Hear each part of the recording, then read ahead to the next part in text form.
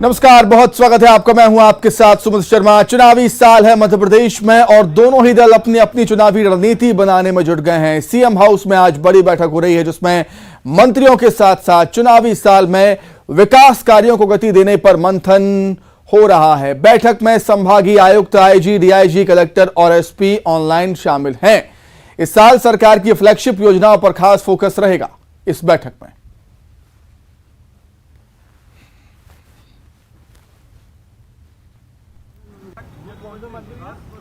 नया साल, नया विकास का रोड मैप, साल का प्लान, एक व्यवस्थित और तेजी से विकास, गांव और गरीब का कल्याण, हितग्राही उन्मुख की योजनाएं एकदम स्पीड के साथ में, कार्यों की पूर्णता, शिलान्यास भी और उद्घाटन भी दोनों एक साथ होना, ये सारे विषय आज चर्चा के हैं।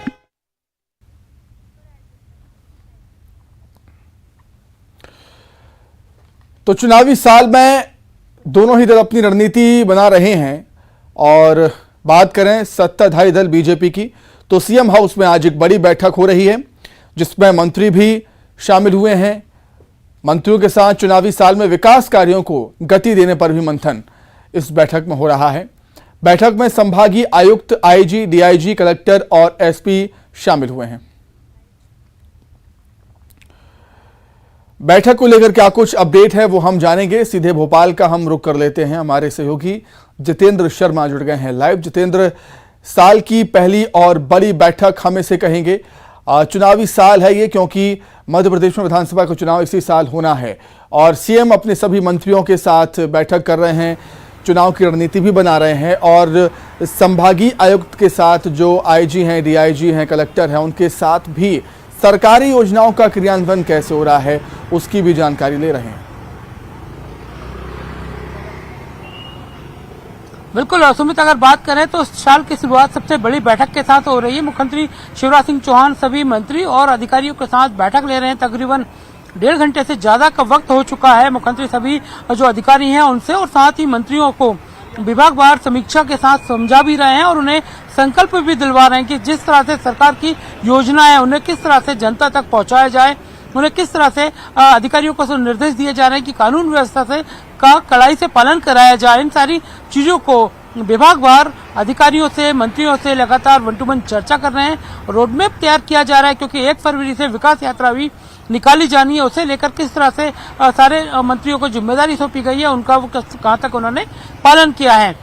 सारे जो बड़े नेता हैं उन्हें क्षेत्र में उतरने को कहा गया है। हर तरह का जो एक विकास मॉडल है उसे किस तरह से 2023 में लागू किया जाए, क्योंकि चुनावी वर्ष है, ऐसा सारी लेकर पूरी अंतिम तैयारियों को लेकर शुरुआत में ही कमर कसने के लिए अधिकारियों को निर्देशित कर दिया गया और इसी को लेकर यह अहम बैठक सीएम हाउस में चल रही है, जिसमें अगर बात करें तो कई मंत्री वर्चुअल जुड़े हैं और कई मंत्री प्रत्यक्ष रूप से यहाँ सीएम हाउस पहुंचे हैं। सुमित, ठीक है, बहुत शुक्रिया जितेंद्र आपके जुड़ने के लिए और तमाम जानकारी के लिए आपका बहुत धन्यवाद। आगे बढ़ेंगे।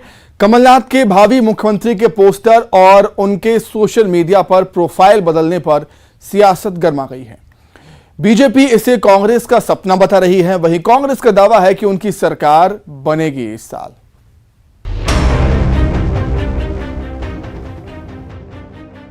मध्य प्रदेश में फिलहाल विधानसभा चुनाव में वक्त है, लेकिन कांग्रेस और बीजेपी की तरफ से जीत के दावे अभी से किए जाने लगे हैं। पीसीसी दफ्तर के बाहर कमलनाथ को भावी मुख्यमंत्री बताने वाले पोस्टर लगाए गए हैं। यही नहीं, कमलनाथ ने सोशल मीडिया पर अपना प्रोफाइल बदला है। इसे लेकर बीजेपी ने निशाना साधा और इसे सपना करार दिया। देखिए, सपने कोई भी देख सकता है और सपने देखने में बुराई भी नहीं है, लेकिन मुख्यमंत्री कौन बनेगा, सरकार किसकी बनेगी, ये तो प्रदेश की जनता तय करती है। और प्रदेश की जनता ने इस मध्य प्रदेश के अंदर जब कमलनाथ जी की सरकार अपदस्थ हो गई थी दुरावस्था के दौर के कारण, तो 28 विधानसभाओं के उपचुनाव थे, तब जनता ने कांग्रेस को, कमलनाथ जी को, दिग्विजय सिंह जी को आईना दिखा दिया था। वहीं कांग्रेस का कहना है कि 2018 में जनता ने कांग्रेस को ही चुना था, लेकिन विधायकों को खरीदकर सरकार को गिरा दिया गया।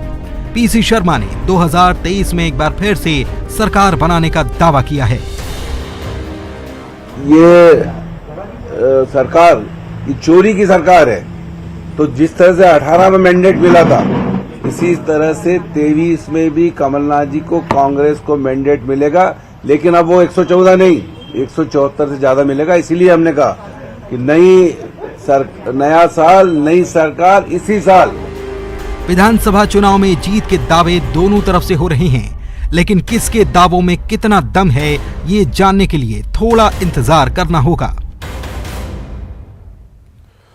कांग्रेस विधायक सुनील सराफ की हवाई फायरिंग के वीडियो पर सियासत गरमाई हुई है।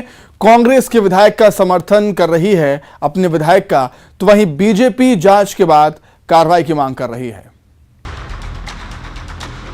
ये तस्वीरें 1 जनवरी के जश्न की हैं।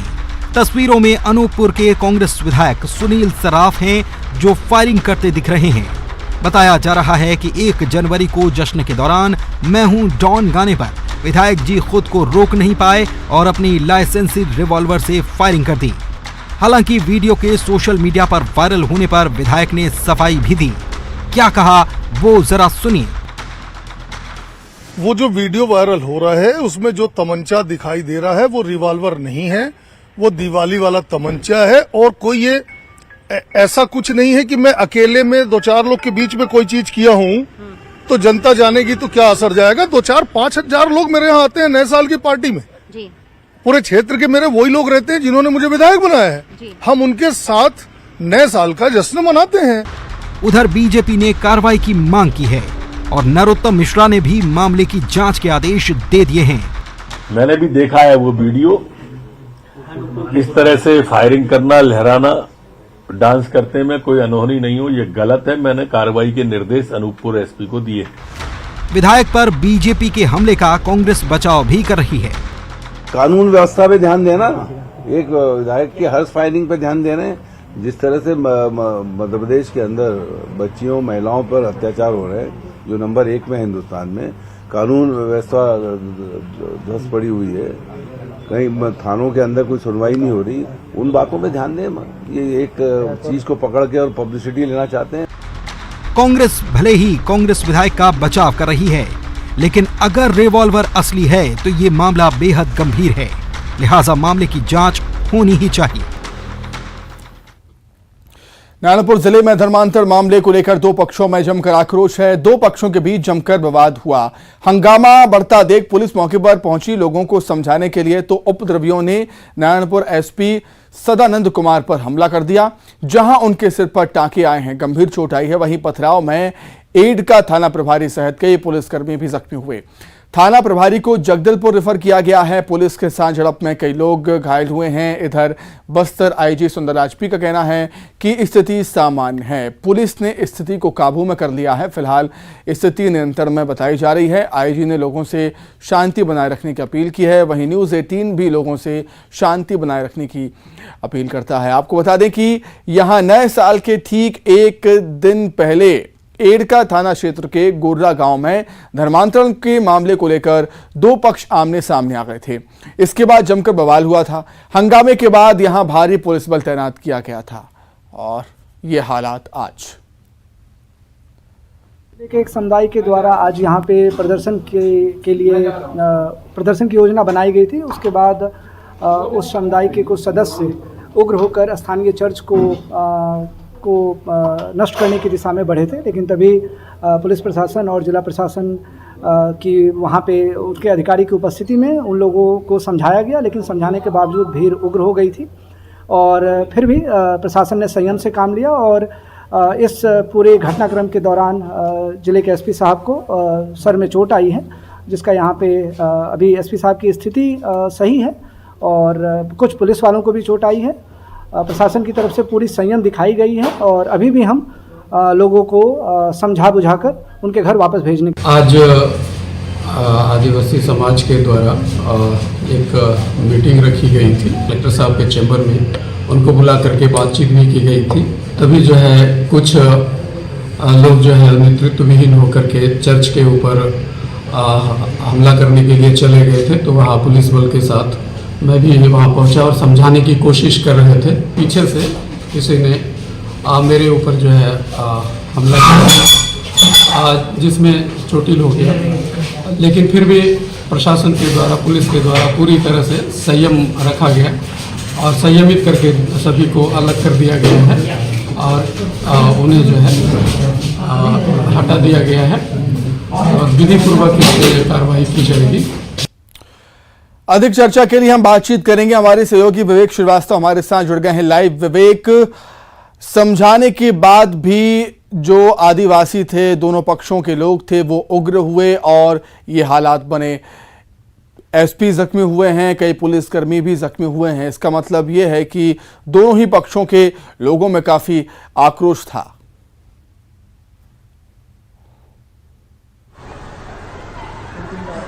जी हाँ सुमित जी, ये आक्रोश काफी दिनों से चला आ रहा था। ये कहा जाए कि 2022 का जो दिसंबर महीना था, उस समय से आक्रोश लगातार बढ़ते जा रहा था और धर्मांतरण के मामले को लेकर बीच में कुछ घटनाएं भी हुई थी, पर प्रशासन ने दोनों पक्षों को समझाइश दी थी और समझाइश के बाद दोनों पक्ष शांत हो गए थे। पर यह मामला जो था अंदरूनी गांव में लगातार बढ़ते चला जा रहा था और आखिरी में कल इसकी परिणति यह आई कि कल जो धर्मांतरित लोग हैं उन्होंने आदिवासी समाज के लोगों के साथ में मारपीट की और उसके बाद आज जिस तरीके से आदिवासी समाज शहर बंद कराने निकला और उसमें कुछ ऐसी बातें आई कि आखिरी में आदिवासी समाज के लोग उग्र हो गए और तोड़फोड़, एक धार्मिक स्थल में तोड़फोड़ किया और बीच बचाव करने जब वहां पे पुलिस पहुंची तो इसमें एसपी घायल हुए। तो ये कहीं ना कहीं एक थोड़ी सी प्रशासन जो नरमाई बरत रहा था, ये उसका परिणाम है और कभी प्रशासन शायद ये नहीं सोचा था कि मामला इतना उग्र हो पाएगा जो इस घटना को इस तरीके से उग्र कर देगा। जी ठीक है विवेक, बहुत शुक्रिया आपका जुड़ने के लिए और तमाम जानकारी के लिए आपका बहुत धन्यवाद। आगे बढ़ेंगे। छत्तीसगढ़ में आरक्षण विधेयक का पैच उलझता ही जा रहा है। राजभवन से फाइल पर हस्ताक्षर नहीं होने के बाद प्रदेश में धरना प्रदर्शन का दौर जारी है। कल कांग्रेस आरक्षण को लेकर एक बड़ी रैली करने जा रही है। मंगलवार को कांग्रेस साइंस कॉलेज में हुंकार रैली करने जा रही है और इस रैली की तैयारी अंतिम चरणों में है। इस रैली में करीब 1 लाख लोगों के शामिल होने की संभावना। संशोधन विधेयक का मामला अभी भी लटका हुआ है और उसको लेकर के कल एक बड़ा प्रदर्शन होगा कांग्रेस का। किस तरह का प्रदर्शन है, हम सीधे बात करते हैं। पीसीसी संचार प्रमुख हमारे भी सुशील आनंद शुक्ला जी मौजूद हैं, हम बात करेंगे किस तरह का ये पूरा कल का प्रदर्शन है। जनता के आक्रोश की अभिव्यक्ति के लिए जनाधिकार रैली निकाली जा रही है। जिस प्रकार से आरक्षण संशोधन विधेयक को पिछले 1 महीने से विधानसभा में रोका गया है, यह विधेयक छत्तीसगढ़ के सर्व समाज के हित के लिए विधानसभा ने सर्वसम्मति से पारित करके महामहिम के पास भेजा है।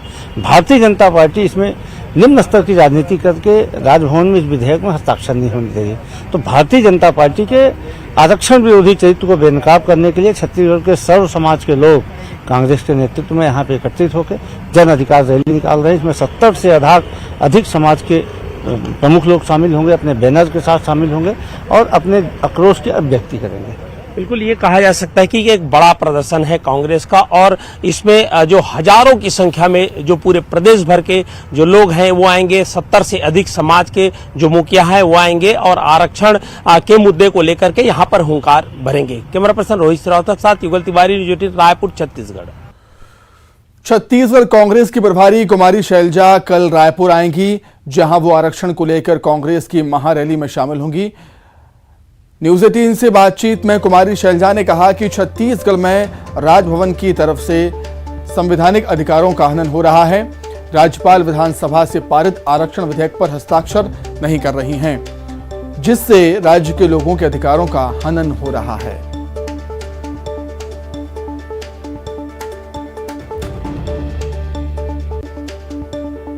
तो कुमारी शैलजा रायपुर पहुंचेंगी और महारैली, कांग्रेस की महारैली आरक्षण विधेयक को लेकर जो होने वाली है उसमें वो शामिल होंगी।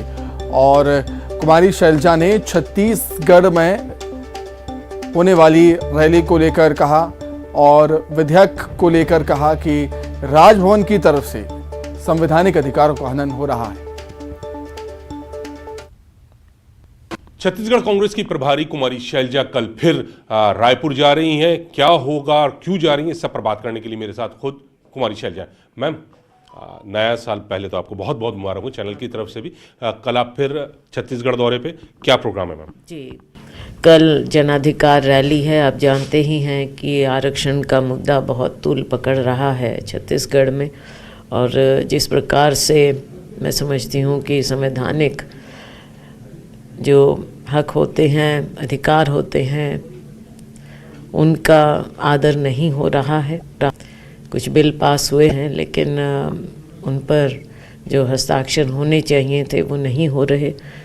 तो छत्तीसगढ़ के लोगों के साथ न केवल एक संवैधानिक अधिकार का हनन है, लेकिन वहाँ के लोगों का भी, उनके अधिकारों का भी हनन है, बच्चों के अधिकारों का हनन है। तो कुमारी शैलजा कह रही हैं कि चुनाव के लिए कांग्रेस हमेशा से तैयार है, लेकिन केंद्र सरकार अड़ंगा डाल रही है। जो मिलना चाहिए सरकार को छत्तीसगढ़ को वो नहीं दे रहे, इसके बावजूद जनता को हितों के लिए काम करते रहेंगे। कैमरामैन हरीश के साथ नई दिल्ली से अशरफ काज़मी, न्यूज़ 18। मध्य प्रदेश में संविदा स्वास्थ्य कर्मियों की हड़ताल जारी है। उधर उमा भारती ने हड़ताली कर्मचारियों का समर्थन किया। इसको लेकर सियासत जारी है, देखें। सच में उनके लिए दिल भर आता है, क्योंकि हमने उन पर फूल बरसाए थे और अब हम लाठियां बरसाने की स्थिति ले आए हैं। मैं इस मामले में पूरी तरह से, जो लोग कोरोना काल में सेवा में लगे हुए थे और आज उनको जो परेशानियां आ रही हैं, उनका निदान जरूर निकलना चाहिए। मैं शिवराज जी से बात करने वाली हूँ इस संबंध में। संविदा स्वास्थ्य कर्मचारियों की हड़ताल को लेकर उमा भारती ने बैतूल में ये बयान दिया। पूर्व केंद्रीय मंत्री के इस बयान को लेकर कांग्रेस बीजेपी पर हमलावर हो गई। कांग्रेस ने ये आरोप लगाया कि उमा भारती सरकार को आईना दिखा रही हैं। देखिए, सबसे पहले तो आदरणीय उमा भारती जी ने जो बात कही है, बिल्कुल सही बात कही। मैं उसके लिए उनका अभिनंदन करता हूं। उनने फिर से एक बार शिवराज सरकार को आईना दिखाया है। ये वही स्वास्थ्यकर्मी जिन पर हेलीकॉप्टर से फूल बरसाए थे, आज बेचारे हड़ताल पर बैठे हो, बर्बरता से उन पर लाठियां तक बरसाएंगे। तो शिवराज जी कृपया सुनिए, क्योंकि उमा भारती जी तो आपके लिए आदर्श हैं, आप लोगों की दीदी हैं, आप लोग कहते हैं, वो तो आपकी पथ प्रदर्शक हैं। वहीं बीजेपी मामले पर सफाई देती नजर आ रही है। बीजेपी का कहना था कि सरकार की कुछ मजबूरी हो सकती है, लेकिन उमा भारती की बात पर सरकार ध्यान देगी। बिल्कुल उमा जी ने उनके बीच में ये बात कही है, उनकी बातों पर सरकार विचार करेगी, करना भी चाहिए। सरकार की अपनी कुछ मजबूरियां होती है और उसमें से कोई योग्य निर्णय मुख्यमंत्री जी निकालेंगे। संविदा स्वास्थ्य कर्मचारियों की 2 मांगों को लेकर पिछले कई दिनों से हड़ताल जारी है। स्थायी नौकरी और बर्खास्त कर्मचारियों की फिर से बहाली को लेकर उनका आंदोलन अनवरत चल रहा है। इसी के साथ ही विदेंग एजेंडा में इतना ही। नमस्कार।